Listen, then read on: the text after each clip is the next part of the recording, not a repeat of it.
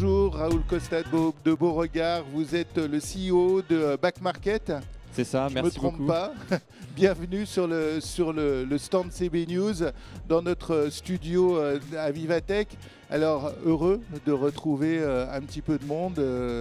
Ça change la vie. Hein. Ouais, ça change la vie. On est trop content de retourner à Vivatech et de voir tous les entrepreneurs, les startups et la vie qui reprend. C'est fantastique de se retrouver. Alors, quand même 2 mots de Back Market, et même un tout petit peu plus que 2 mots. C'est une société dont on entend beaucoup parler dans un monde où l'occasion, la deuxième vie sont importants. Ça vient d'où? Ça se porte comment? Vous en êtes où? Ouais, alors Back Market, c'est une boîte française qui a été fondée en 2014. Elle est basée en France, mais par contre, on est déjà dans 14 pays. Donc aux États-Unis, au Japon, et puis dans plein de pays en Europe.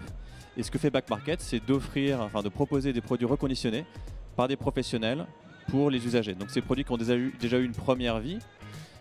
Tous nos produits donc, sont réparés, viennent avec une garantie de 12 mois minimum. Et ce sont des téléphones, des ordinateurs, des aspirateurs, enfin tout électroménager, électronique, les trottinettes électriques, les vélos. On reprend aussi des produits aux clients. Donc non seulement nous vendons des produits, mais on reprend aussi des produits. Chacun, on a chez nous des produits inutilisés. Ça peut être de l'électroménager, ça peut être un vieux téléphone. On reprend ces produits-là et ça permet à nos marchands finalement d'obtenir des produits locaux, donc qui sont juste à côté de là où ils sont.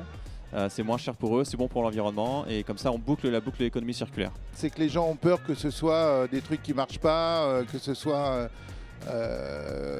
c'est forcément la première barrière, c'est est-ce que ce produit existe en reconditionné? Donc déjà, est-ce que je peux le trouver en reconditionné? Ou s'il n'existe qu'en neuf, ça ne marche pas. Un exemple, par exemple, les Thermomix, c'est difficile de les acheter. En reconditionné, par contre, il y en a plus qu'en neuf. Donc c'est hyper intéressant. Il y a un marché secondaire qui est très bien. Mais après, le frein, effectivement, c'est la qualité. Est-ce que le client se pose la question, est-ce que le produit que je vais acheter reconditionné, est-ce qu'il est de même qualité? Est-ce qu'il est de bonne qualité? Combien de temps va-t-il durer?